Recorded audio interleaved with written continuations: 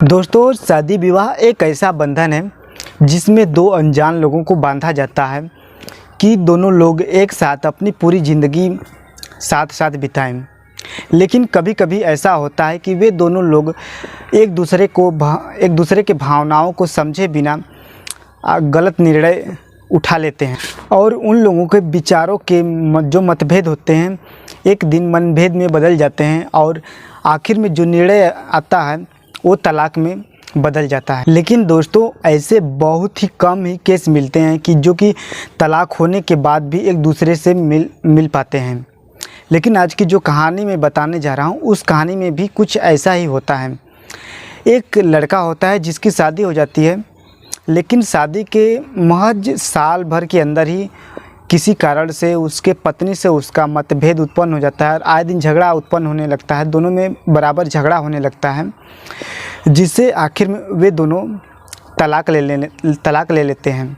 लेकिन तलाक ले लेने के बाद लगभग 5 साल बीत जाते हैं। 5 साल के बाद उन दोनों के जीवन में कुछ ऐसा मोड़ आता है, कुछ ऐसा घटना घटती है कि जिससे फिर से दोनों एक हो जाते हैं और कभी भी एक दूसरे से अलग न होने की कस्में खाते हैं। दोस्तों, आज की जो कहानी मैं आपको बताने जा रहा हूँ यह कहानी बहुत ही दिलचस्प है, बहुत ही अनोखी अद्भुत कहानी है। तो कहानी पूरी जानने के लिए आप वीडियो को पूरा देखिएगा। और कहानी में आगे बढ़ने से पहले आप लोगों से हाथ जोड़कर एक निवेदन है कि जो लोग हमारे वीडियो पे नए हैं वो चैनल को सब्सक्राइब कर लें और वीडियो को लाइक कर लें।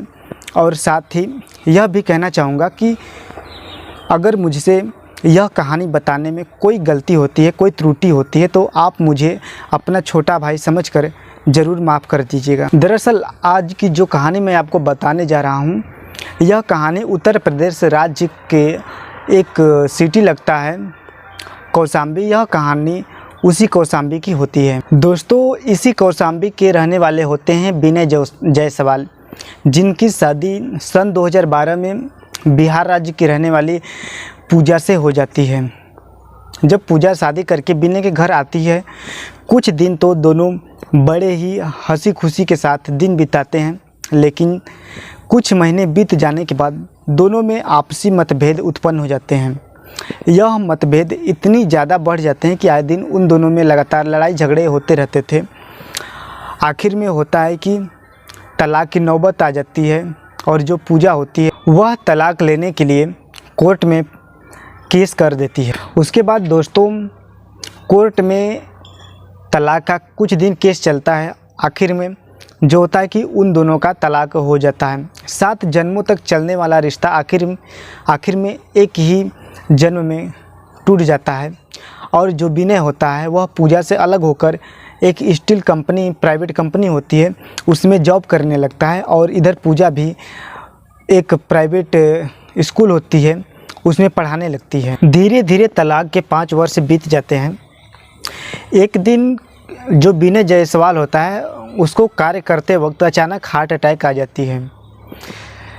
जब इस बात की जानकारी पूजा को होती है, मिलती है उसको किसी कॉमन फ्रेंड द्वारा, तो वह अपने घर वालों से बोलती है कि मुझे उनको देखने जाना है। क्योंकि जो पूजा होती है, हालांकि उन दोनों का तलाक हो चुका था, लेकिन पूजा अंदर ही अंदर अब भी अपने पति से उतना ही प्यार करती थी जितना कि पहले करती थी।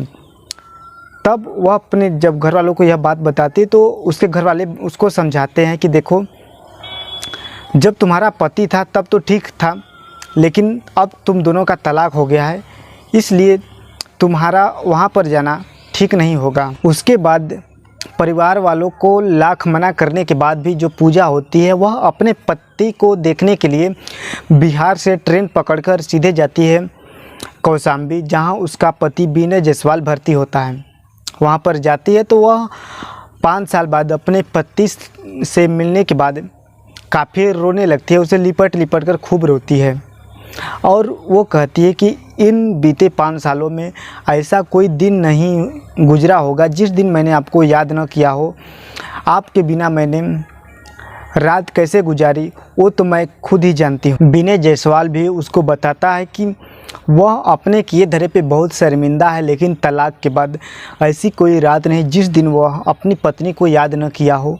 वह बताता है कि वह अपनी पत्नी को याद कर कर के खूब परेशान होता था और अकेले में जब रहता था तो वह बहुत रोता था। वह कहता है कि अब मैं अपने किए धरे पे बहुत शर्मिंदा हूँ। उसके बाद जो विनय होता है वह अपनी पत्नी को समझाता है कि हम दोनों लोग एक दूसरे के गलतफहमी में आकर तलाक ले लिए थे। दोनों 5 साल बाद मिलने के बाद एक दूसरे से लिपट कर खूब रोते हैं और पूजा अपने घर वालों को भी बुला लेती है।